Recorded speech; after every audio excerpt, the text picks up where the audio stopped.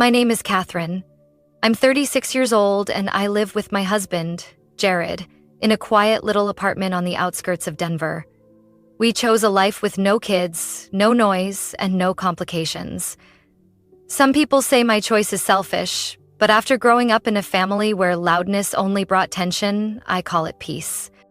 My family, including my mom, dad, 2 older sisters, and a bunch of nieces and nephews, has always been a chaotic mess. My oldest sister, Laura, 42, is full of big ideas but rarely follows through on anything.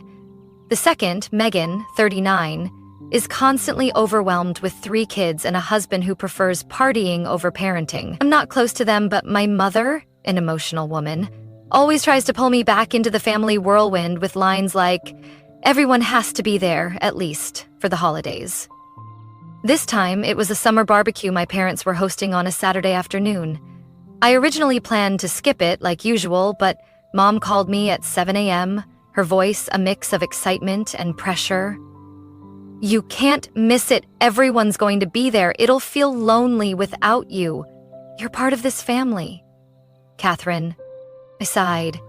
Jared looked up from the breakfast table, hand resting on his coffee mug, and gave a subtle shrug that meant he'd go if I wanted. In the end, not wanting to disappoint Mom again, we decided to show up. Just for a while. When we arrived, I immediately wanted to turn the car around. My parents' backyard was packed, over 20 people, adults and kids alike. The air was thick with beer and barbecue smoke in the sweltering July heat. Laura and Megan were already there, each holding a margarita and laughing at something not particularly funny. The kids were screaming, running around the tables and tossing food across the lawn. "Oh, finally!" Laura called out, wobbling over. "Catherine, I thought you were too busy running the world. Got a CEO meeting or something?" She winked meaningfully, and I clenched my fists just to stay calm. I forced a smile and pulled Jared toward my dad, who was sitting quietly in a small hot tub out back, like he was trying to hide from the world. "You made it?" he said simply, handing me a cold bottle of water from the cooler next to him. We tried to be polite, chatting with a few familiar neighbors, but the vibe was anything but pleasant. The fragmented conversations, the glances at my watch, the loaded questions about when are you having kids from extended relatives. It all felt more like a trial than a party. Things started spiraling when the 3 nieces and nephews, 2 boys and a girl around 7 to 10 years old, suddenly charged toward a guest standing near the edge of the pool. Everything slowed down. The oldest shouted, "1, 2, 3! Push!" and they lunged forward. The woman stumbled but managed to grab the railing, only getting half soaked, but the look on her face was far from fine. She dried herself off silently and left, leaving behind an awkward silence. Before I could react, the kids ran at me next, their new target. I caught the movement from the corner of my eye and stepped aside, letting them tumble right into the pool. Jared burst out laughing at their spectacular slip, and a few others chuckled too. Until Laura shrieked, "Catherine! Why didn't you catch them? They could have drowned." I froze. No one thanked me for avoiding a bigger accident. No one asked why the kids were running wild unsupervised. All I got were blame-filled words and teary, tipsy glares, as if I had pushed their children in. And that was just the beginning of the afternoon I wished I'd never shown up for. I drove home gripping the steering wheel so tight my knuckles turned white. Jared sat beside me, silent the whole way. He didn't need to say anything. I knew he was drained too. That family fun my mother always described had never truly existed. It was just a polished shell covering judgment, jealousy, and blame. Ever since I graduated with my MBA and landed a job at a top finance firm in Denver, my life took a different turn. I bought my first apartment at 29. 3 years later, I met Jared, a skilled, steady civil engineer who supported every choice I made. We didn't rush to marry, didn't have kids, and kept our personal plans private from my family. That was the only way to maintain peace. Still, silence didn't stop the prying eyes. Laura and Megan, both full-time moms, didn't like to admit it, but they always gave off a vibe whenever I mentioned work trips abroad, or when Jared and I posted photos from Italy, Iceland, or New Mexico. They'd throw in half-joking comments like, "Must be nice not to worry about diapers," or "Only people without kids get to live like that." I'd smile but never truly laugh. There was bitterness in those words. Like I had something they once dreamed of, but couldn't hold on to. 2 years ago, after a weekend getaway in Breckenridge, I bought a small mountain cabin. Nestled in a pine forest with a snowy view of the Rockies, it became my perfect escape. But I knew if I registered it under my name, the family would flip, especially Laura. So I had my parents hold the title as an early retirement gift.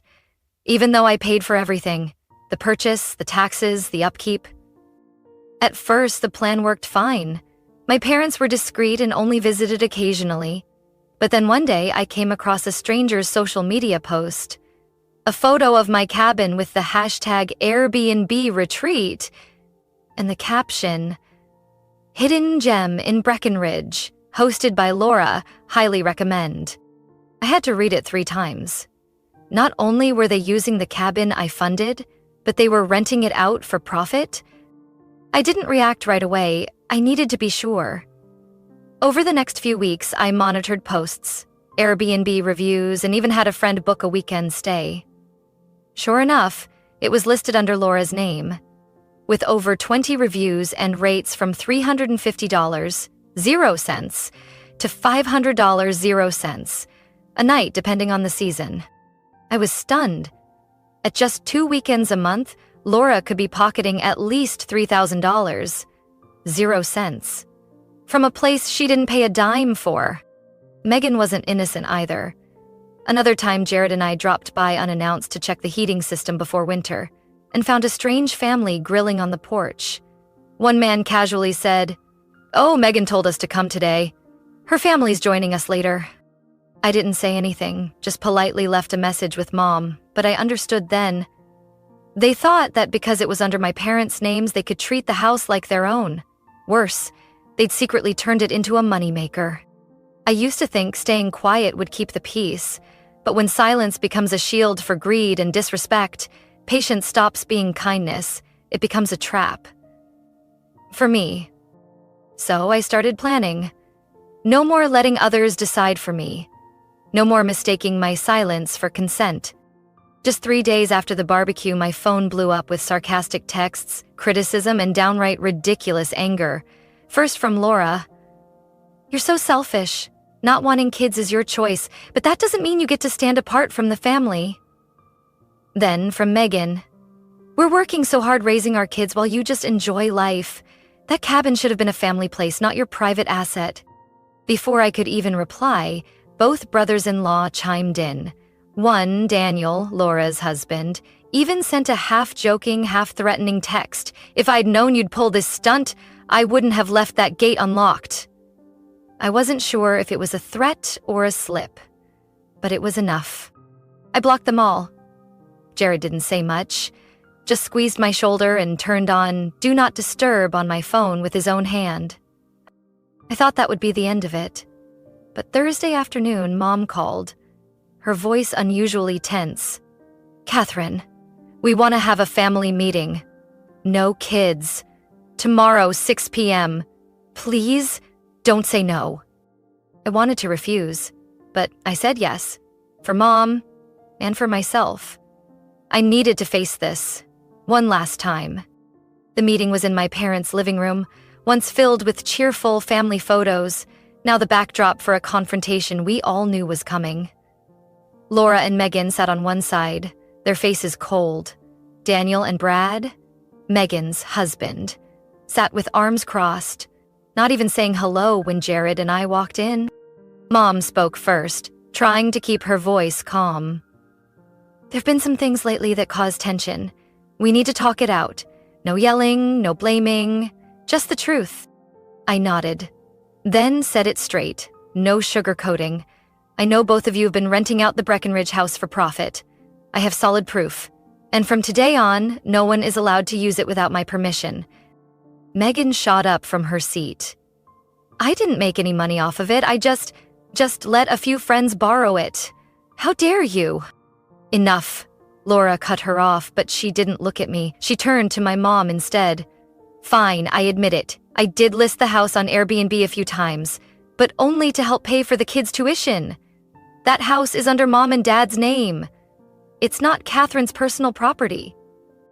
I looked her right in the eye. You know I've been the one paying the loan, the taxes, and all the maintenance. Mom and Dad only hold the title to avoid complications. But if you want to talk about ownership, I have every document needed to transfer it into my name anytime I want. The air froze. Daniel mumbled, "Oh, so you bought a house just to show off? Isn't that a bit much?" I didn't bother replying. My dad, who had been silent the whole time, finally spoke. Everyone quiet. He rarely raised his voice, so when he did, everyone listened. That house was bought by Catherine. Your mother and I only held the name to keep things simple. From now on, no one goes up there unless she says so. Silence. Then Laura sighed, like something finally clicked. All right. If you don't want to share, at least help us with one thing. Tuition has been a real burden. You're living comfortably, no kids. Should I be paying for your kids' tuition? I cut in, my voice low and cold. You're saying I should fund someone else's life choices because I don't have children? Because I live frugally and work hard? Megan jumped in. We're not asking for everything, just a bit. It's for the family, that's all. I let out a short, sharp laugh like a blade. Family isn't an excuse to take advantage. I don't owe anyone in this room a thing. Then Jared gently placed his hand on my back, signaling it was time to leave. As I turned to go, I heard my mother call out, her voice tight with emotion, "Catherine!" I stopped just long enough to say without turning around, "I love you, Mom, but I'm done playing the fool." And I walked out of that house, and out of the role of the nice little sister they had always cast me in. But I knew this wasn't over, because people who survive by feeding off others' kindness never let go that easily. About 3 weeks after the family meeting, I finally started to feel some peace. No more long guilt-tripping texts, no more late-night crying calls from my mom. I thought the storm had passed, but I was too naive. That Friday, Jared and I were having dinner at a friend's place when I got a message from Brandon, the property manager I hired to oversee the Breckenridge house. The message read only 3 words. They got in. Before I could reply, he called. His voice was rushed, urgent. I just got a motion alert from the gate camera. 2 men used bolt cutters to break the chain lock. The gate's damaged badly. I've called the police. They're on their way. I stood frozen in the kitchen, ears ringing as he continued. They came in through the back door, broke the lock. I saw their faces on camera. It was Daniel and Brad. Jared walked over, saw how pale I was, and took the phone from my hand to speak to Brandon. I was trembling, not from fear, but from rage so intense I could hardly breathe. We left the dinner party immediately. In the car, Jared held my hand, but I didn't say a word the whole ride home. My chest was a storm of emotions: anger, disappointment, bitterness. I had tried to keep my distance, tried to remove myself from their mess. Yet, they dragged me right back in. The next day, I got a call from the Summit County Sheriff's Office. Daniel and Brad had been caught red-handed attempting to disable the living room camera system. They were charged with 3 counts: unlawful entry, property damage, and criminal intimidation. According to the police, both men claimed they were just retrieving family belongings. I requested access to the footage and a full incident report. Brandon sent me the video showing Daniel cutting through the metal chain, then he and Brad forcing open the back door so hard the hinges snapped. In the footage, Brad even looked straight at the camera and flipped it off, as if daring me. There was no doubt left. This wasn't impulsive. They came with tools, a plan, and the intent to trespass, and I wasn't staying quiet anymore. That afternoon, my mother called. "Catherine, I heard what happened. The boys got carried away, but they didn't mean any harm. They think you're being too harsh." I froze at those words. "Too harsh?" I repeated. each syllable cutting into my chest. You know they broke into my house, damaged the gate, busted the back door, and tried to disable my security system? I know. Her voice trembled. I just want you to reconsider. If you drop the charges, it won't go to court. They have jobs, honey. Brad works in security. If he gets a record, he could lose it. I gripped the phone tighter. Jared was in the room, watching me with worried eyes. Mom, I said, trying to stay calm. They crossed every line. This isn't just about resentment or jealousy. They illegally entered my property, they caused damage, and they did it with full awareness. You want me to pretend it didn't happen? She went silent. I've put up with them my whole life, I continued, my voice dropping. But not anymore. This is the line. And if you choose to stand with them, I can't keep this relationship. I ended the call. That night, I wrote to my attorney, asking her to represent me in all further communication with law enforcement and the DA's office. I also requested a restraining order preventing Daniel and Brad from coming near me or any of my property in any form.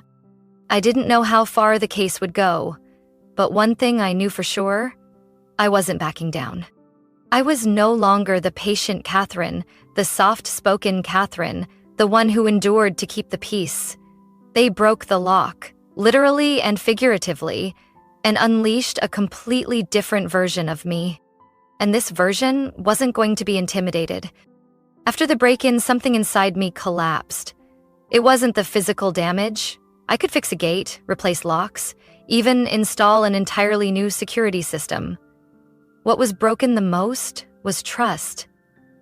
It wasn't the first time my family hurt me, but this time, something snapped. Jared couldn't hide his exhaustion anymore. That night, he sat beside me as I reviewed the police reports and the lawsuit draft. The living room light reflected off his glasses, and his voice was slow, but edged with bitterness. Catherine, I know you love your parents, but this has gone way too far. If you want to cut ties completely, I'll support you. I honestly don't want to see you dragged through this anymore. I didn't answer right away, but I knew he was right. He no longer smiled when I told little stories about my sisters. He no longer suggested, maybe give them another chance. He'd stayed quiet long enough, and now it was time for him to walk away from something he never chose to be a part of. And I didn't want him to keep carrying this burden with me. The next day, I called Brandon. He had previously just helped with regular maintenance, but now I signed a full-service contract with him, installing a new camera system, smart locks, anti-climb fencing, and 24/7 monitored security updates. Brandon is cautious by nature, a former security officer living with his elderly mother nearby. I trusted him completely. I'll treat this place like my own, he told me on the phone, and I'll make sure no one steps in here without permission. Since then, I haven't been back to Breckenridge. I just receive routine reports and photo updates from the cameras. The mountains are still beautiful, the forest still quiet, but I no longer feel at peace thinking about that house. It used to be my retreat, the place that reminded me who I was. Now, when I close my eyes, I hear the sound of bolt cutters slicing metal, the crash of the back door being forced open, and see the angry faces of two men who once called me their sister. My sisters, if I can still call them that, didn't stop. Even though I blocked their numbers, emails, and social media, they found ways to reach me through new addresses, fake accounts, even handwritten letters sent to my attorney's office. The last one arrived on a Tuesday afternoon, written in Megan's neat handwriting. She begged me to reconsider my harsh decision, claiming Daniel and Brad had only acted out of emotion. The final lines made my skin crawl. If you can't help with the kids' tuition, at least don't destroy their future.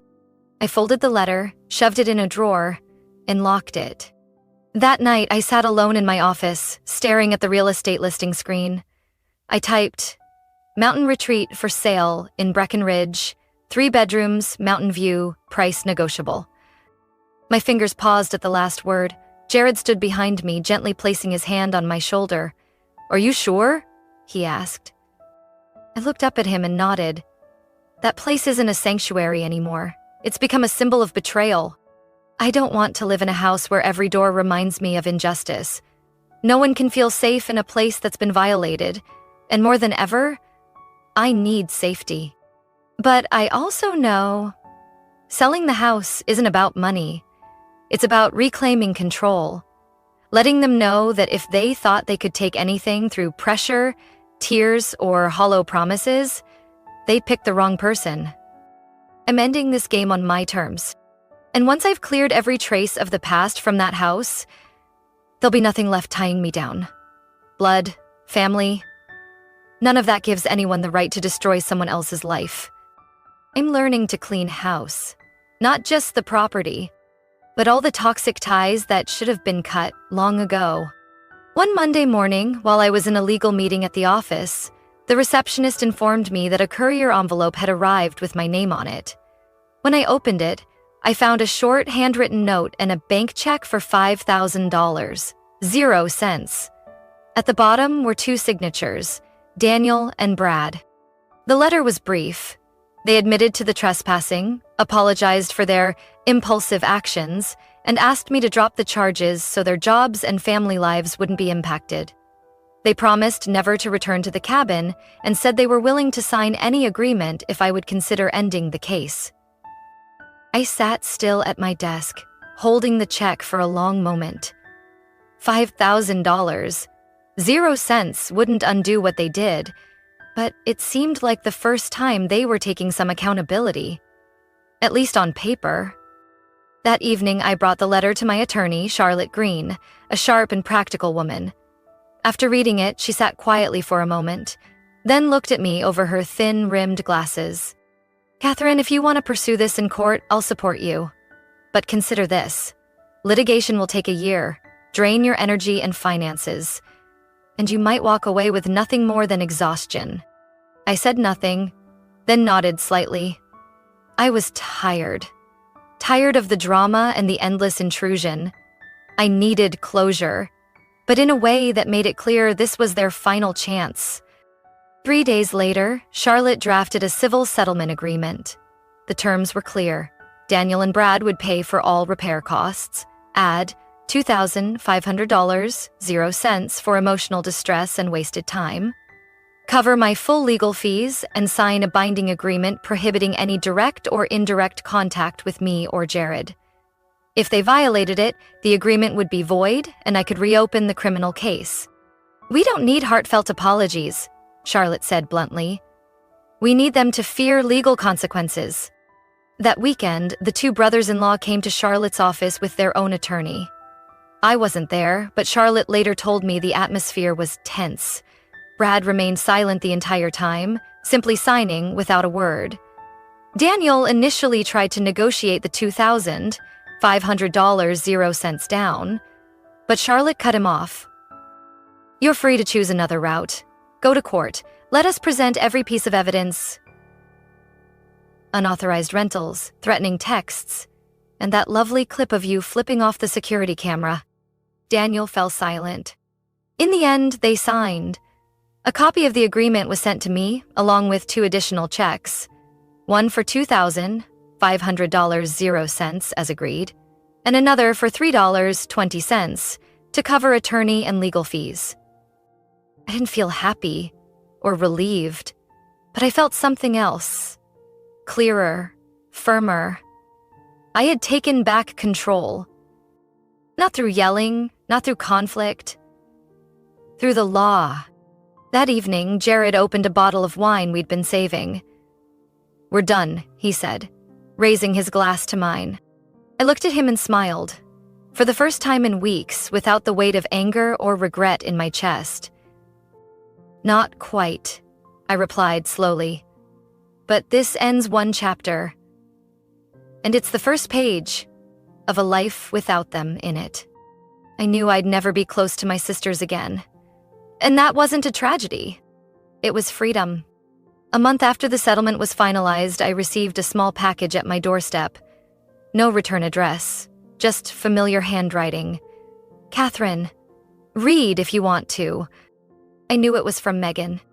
I brought it inside, placed it on the table, and left it untouched for 3 days. Part of me wanted to believe they'd finally understood, that everything I'd done wasn't to punish but to protect myself. But another part, the more guarded and hardened part, stopped me from opening it. Eventually, on a quiet Sunday evening, I made myself a cup of tea and opened the envelope. Inside was a long letter, no excuses, no blame, just acknowledgement, that they'd always seen me as different, as not quite family because I chose a different path. Megan wrote about pressure, expectations, and how she let envy override her sense of dignity.